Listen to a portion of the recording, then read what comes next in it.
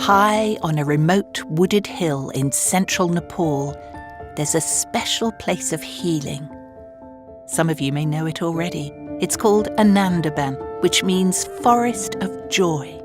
And for nearly 60 years, Anandaban Hospital has been a beacon of joy and light to those affected by leprosy. 40,000 patients come here every year for treatment. Despite this success, many more people affected by leprosy remain untreated in Nepal, often because they can't afford to make the journey or are too frightened. My name is Pam Rhodes, and I'm passionate about the work of the Leprosy Mission. So I've come to Anandaban to find out how, with your help and prayers, even more people affected by leprosy can be found, cured, and healed in Jesus' name.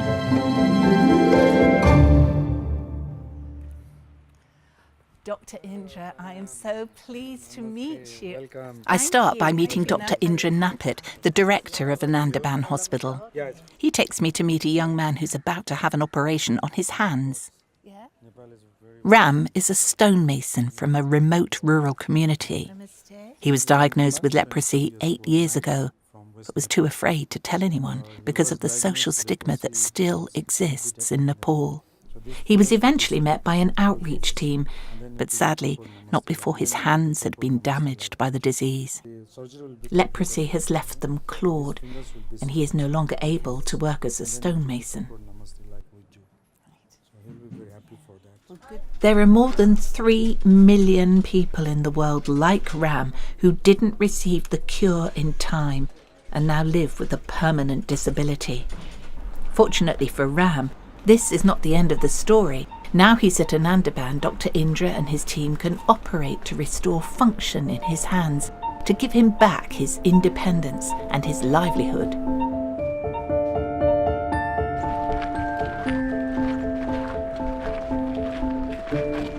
Whilst Dr. Indra operates on Ram, I'm taken to a nearby village to meet a community of people affected by leprosy.